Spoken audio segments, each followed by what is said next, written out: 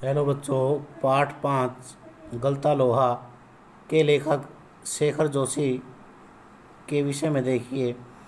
हिंदी साहित्य के नई कहानी आंदोलन के प्रमुख कहानीकार शेखर जोशी का जन्म सन 1932 में अल्मोड़ा, उत्तराखंड में हुआ।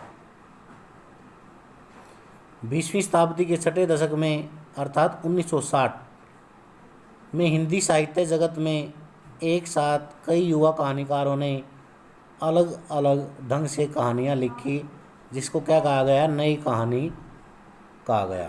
अर्थात 1960 के दशक में जो कहानी लिखी गई उनको नई कहानी का नाम दिया और धीरे धीरे इन कहानियों से मिलती जुलती अनेक कहानियाँ लिखी जाने लगी, जिन्होंने हिंदी कहानी को एक नया मोड़ दिया। इस मोड़ को नई कहानी आंदोलन की संज्ञा की दी गई। मैंने पहले बता दिया, शेखर जोशी की कहानियाँ भी नई कहानी आंदोलन के प्रगतिशील पक्ष का प्रतिनिधित्व करती है, प्रगतिशील होती है, जिसके अंदर क्या है, शोषक और शोषित के प्रति वर्णन हो। इनकी कहानियों का आधार समाज का मेहनतकश अर्थात मजदूर वर्ग और सुविधाहीन वर्ग है। इन्होंने अपनी कहानियों में अपने समकालीन अर्थात अपने समाज के लोगों के जनजीवन और उनमें आई विविधताओं के विषय में उन्होंने बताया है।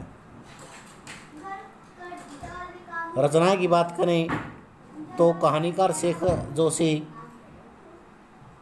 की अनेक रचनाएं हैं। कहानी संग्रह जैसे कोसी का घटवार, साथ के लोग, दाजू, हलवाया, नौरंगी बीमार है, सब चित्तर, एक पेड़ की याद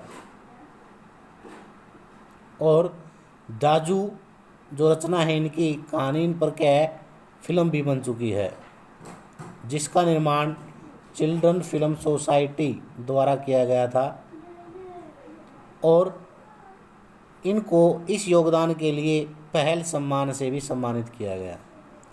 साहित्यिक विशेषताओं की बात करें तो शेखर जोशी ने अपने साहित्य में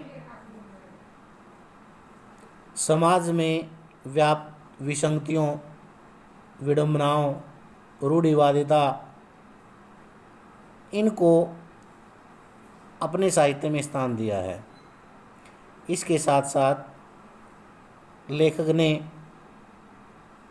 यथार्थ अर्थात सच्ची घटना को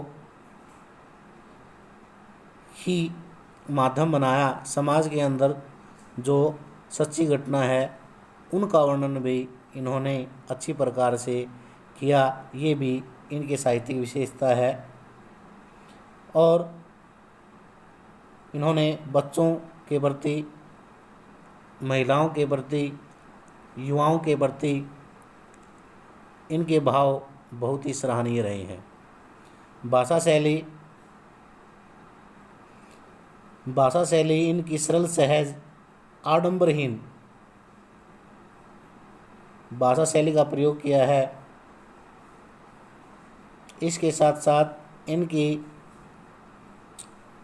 भाषा में तत्सम तद्भव, देशज और विदेशज शब्दों का प्रयोग है